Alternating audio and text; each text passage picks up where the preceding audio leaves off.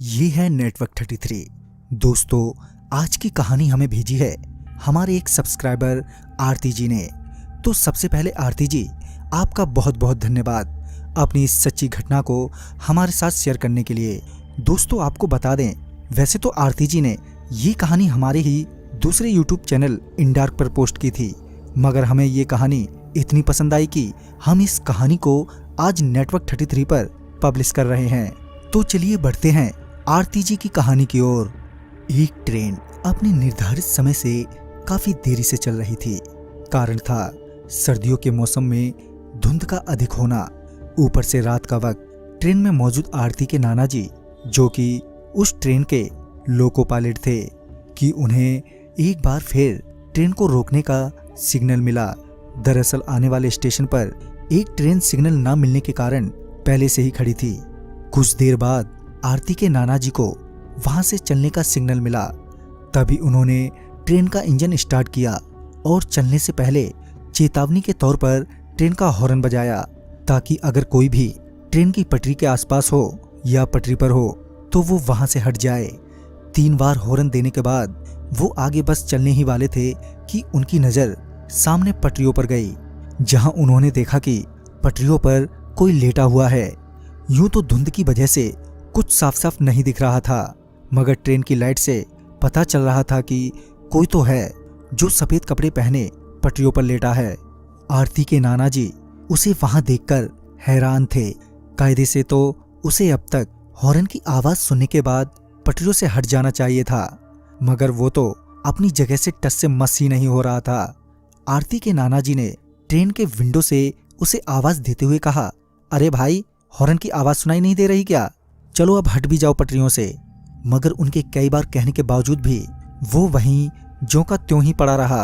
अब आरती के नाना जी को गुस्सा आने लगा था। वो मन ही मन सोच रहे थे कि कैसा आदमी है ये, इतनी तेज हॉर्न की आवाज से भी इसे कुछ फर्क नहीं पड़ा। वो ये सोचते हुए ट्रेन से नीचे उतरे और वो उसकी ओर बढ़े। जब आरती के नाना जी उसके करीब पहुंचे तो उन्हें पता चला कि वो एक 15 से 16 साल तक का लड़का है। आरती के नाना जी ने फिर से उस लड़के से कहा, तुम्हें मेरी ही ट्रेन मिली है मरने के लिए?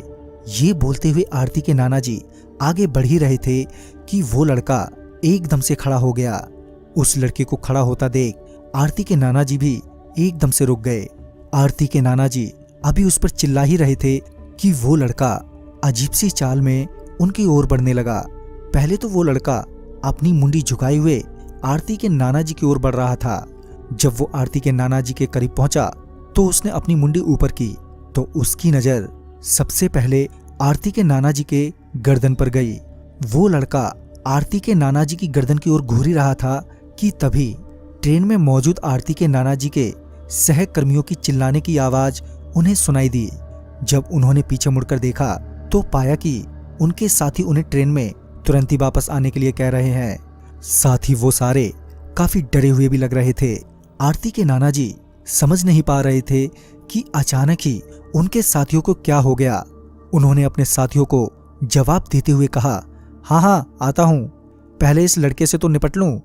यह कहकर वो वापस सामने की ओर मुड़े तो वो लड़का उनसे काफी दूर खड़ा था और उन्हें घूर रहा था।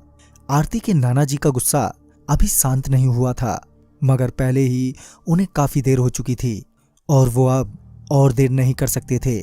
लिहाजन वो वापस ट्रेन के इंजन में पहुंचे, जहां उनके साथियों ने उनसे कहा कि तुम अभी अभी मरने से बचे हो। वो कोई लड़का नहीं था, तुमने शायद उसके पैरों को ध्यान से नहीं देखा। उस लड़के के पैर उल्टे थे।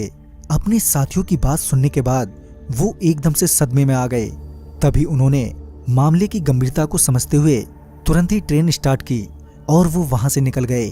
मगर रास्ते भर उनके मन में एक ही ख्याल आ रहा था कि वो तो मुझे कुछ भी कर सकता था। तभी उन्हें ध्यान आया कि वो लड़का उनकी गर्दन की तरफ देख रहा था। फिर जब उन्होंने अपनी गर्दन पर हाथ फेरा तो उन्होंने पाया कि उन्होंने अपने गले में बजरंगबली का एक लॉकेट पहना हुआ है। तभी उन्हें एहसास हुआ कि शायद उनकी जान बजरंगबली की वजह से बच गई। तो दोस्तों, इस कहानी में बस इतना ही। अगर आपके पास भी आरती जी की तरह ऐसी कहानियां हैं तो हमारे साथ शेयर करना ना भूलें। तो मैं आपका दोस्त राजकुमार जल्द ही मिलूंगा। शायद आप ही की भेजी हुई एक नई कहानी के साथ। तो तब तक के लिए बाय एंड टेक केयर।